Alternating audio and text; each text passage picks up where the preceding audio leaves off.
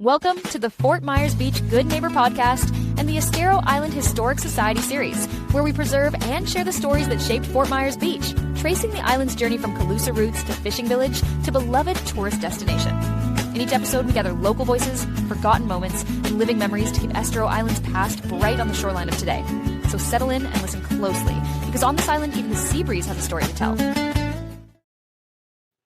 Welcome back to the Estero Island Historical Society series. We're moving along in the history here, and we're moving into the 20s, I believe, right? Exactly. The 20s were, I think, a defining moment in the history of our island because it was when most of the early development occurred.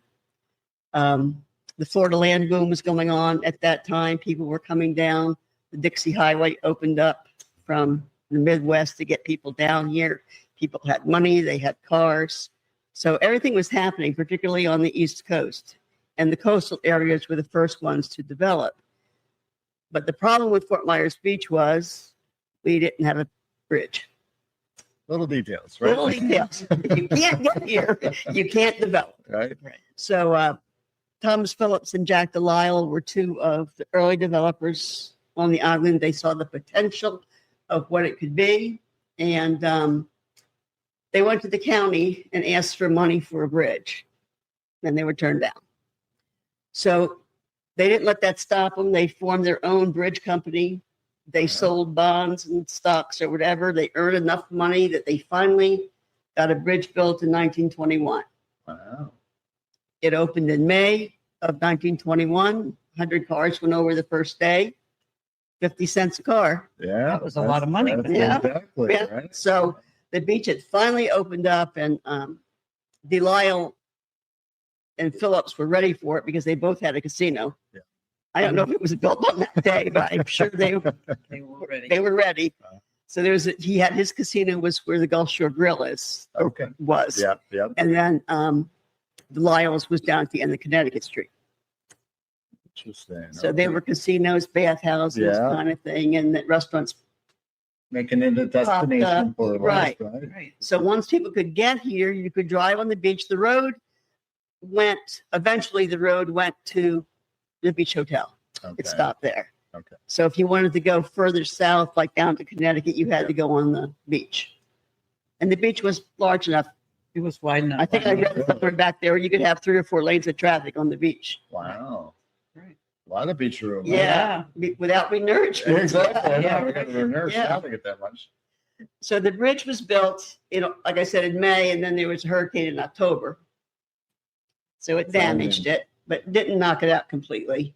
And then in 1926, we had another hurricane.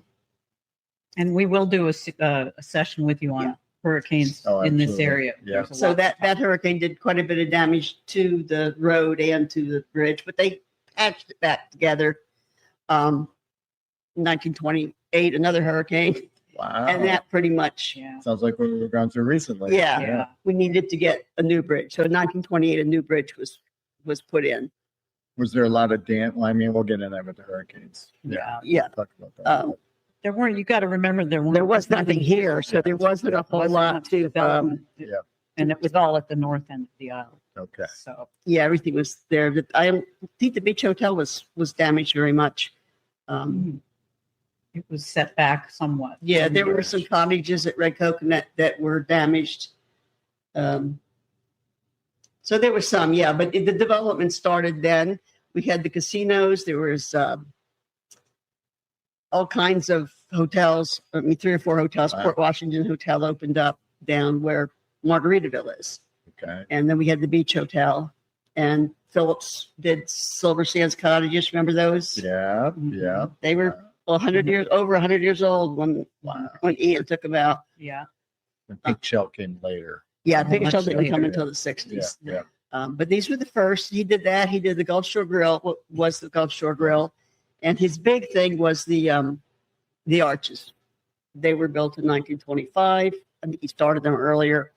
And they were the entry to what he thought would be a wonderful development called San Carlos on the Gulf. So, and for our listeners that aren't familiar with that, where exactly is that? That Or is was that? right where Bonita Bills is now, Okay. and the marina, diversified yachts. That's where the arches, and there's even a plaque right there now that shows you these were where the arches were. You had to go through the arches to get to the bridge. But Phillips' point was San Carlos Island was not part of the beach. It was a part of the mainland until 1926 hurricane. That separated it. So his idea was he would have this wonderful development. Every lot would be on the waterfront. He built the seawall, which still exists in some places. You can still find it. Construction. Yeah. So he had a seawall there. He had wonderful plans, and he was instrumental in getting a road, because originally the road, to get to the beach, you had to go down McGregor to John Morse Road.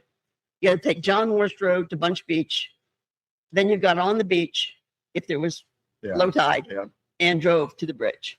So it was not an easy way to get here. So Phillips he was bound and determined to get a road from, well, we call it Miners Corner. Now it's the intersection of Gladiolus and McGregor. Okay. Up where Kmart, what's there now? I don't know. Right. Yeah. Things have changed. Yeah, things have changed. Things But anyway, keep changing. it's that intersection there where Summerlin hits, where McGregor hits. FSW there?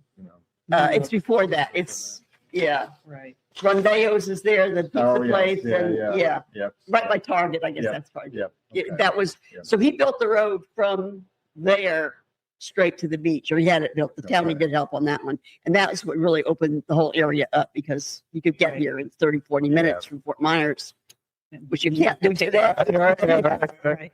And I think from the time the first bridge opened in 1921, very shortly thereafter, we had our first traffic jam.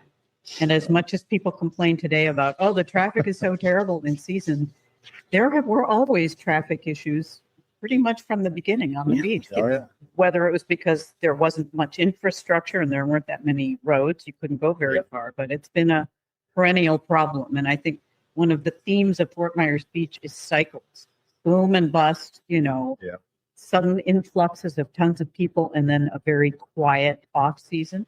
That's kind of a theme.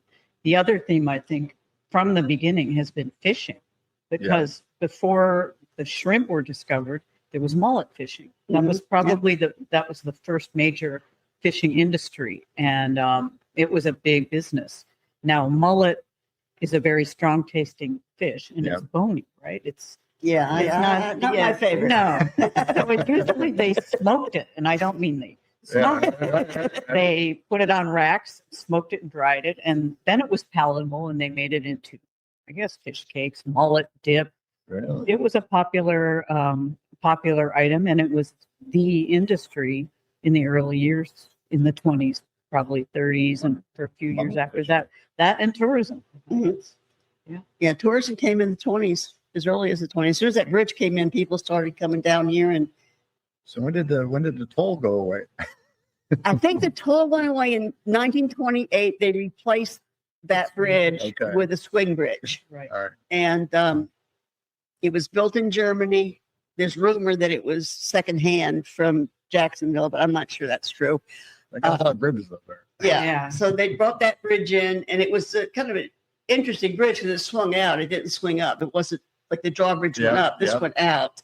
And it was there for 50 years. Wow. And it was a great, I think it was the entrance to the island with the arches and then that bridge and the shrimp boats over there. It was just iconic fishing village. And You're coming into paradise. Yeah. What an entrance. Sleepy fishing village in those days. but the bridge would get stuck. It wasn't electrified until 1950. So it took two men to physically push it open. Wow. They had a crank, I think. Right? Yeah, They had they a cranked big it, wheel and and had then to it crank it over. went out, and the bridge tender had a little place to live Right. at the end of the bridge, but it would get stuck, I and can imagine. it caused. I I mean, can would've you gotten imagine? tired. Shrimp boats would come and go whenever they wanted. I mean, in the 50s we had 250 shrimp boats on San Carlos Island. Yeah. So that bridge was opening and closing, and every time it opened, it was a half-hour wait because it had to open. Yeah. Bridges Had to be cranked open, cranked shut. closed, and Yeah. traffic would back up. Yeah. Yeah, So I think the hotels and casinos were going to be the mainstay of tourism, and that's why the Gulf Shore and the Silver Sands and places like that, the casinos that then got wiped out. But the Gulf Shore continued on until Hurricane Ian in various forms, and it started as a casino, and then they rented rooms. There was a bathhouse. There were rumors, which are unsubstantiated, that maybe they rented rooms by the hour for other purposes at some time. But it was a very popular place, and the restaurant, as we all know, was a mainstay until Hurricane Ian took it away. Was there plenty of times? Yeah. It's over 100-year-old building. Right. Yeah. Yeah, I think there were 4 buildings. This was 1921. This cottage was 1921. Silver Sands was 1921. Gulf Shore was 1921. And there was another cottage at the end of Madison called the Pine Cone that was 1921. Wow. And I think we're the only one left. Yes, that's right. Yeah. And this was probably between the 5th and the 7th building built on the island, and it's still here. Incredible. Pretty great. That After is. all we've been through. Yeah. Good construction, right? Yeah. Built solid. Original floors and walls. Yeah. So the 3 hurricanes and the Great Depression pretty much put a kibosh on the growth, on the boom. It became a bust, and things just stopped. So next time we'll talk about the 30s and the 40s, which were a time of reconstruction, regrouping. It was a quiet time. Yeah. Right. And then we had the war years. So it kind of went, the cycles, the eternal cycles, just like the tide. Exactly. Comes up, it goes down. Yep. Yeah. That's what we live here. But it's funny that a lot of things haven't changed. Right. Traffic on the island. Traffic. Getting on and off. The density has changed. Yes. But very good. Any last words for the 20s?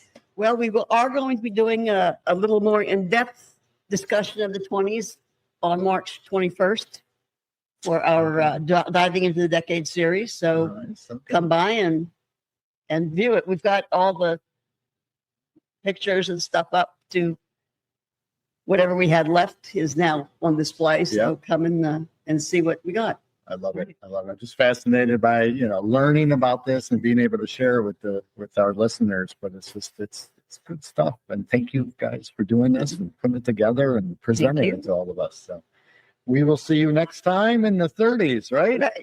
Hopefully our temperatures will be a little warmer. It doesn't feel like a tropical paradise today. Soon. And then we'll be complaining it's too hot, right? Exactly. Thanks for spending this time with the Estero Island Historic Society, where every story is a tide that brings our island's past back to shore. If today's episode sparked a memory or a question, we'd love to hear from you, and we hope you'll visit us at the museum and check out our events on Fort Myers Beach as we keep exploring the journey together. Until we meet again, may the island's history walk with you, one footprint in the sand of time. To hear more episodes in this series, go to EsteroIslandHistoricSociety.com or FMBGoodNeighbor.com.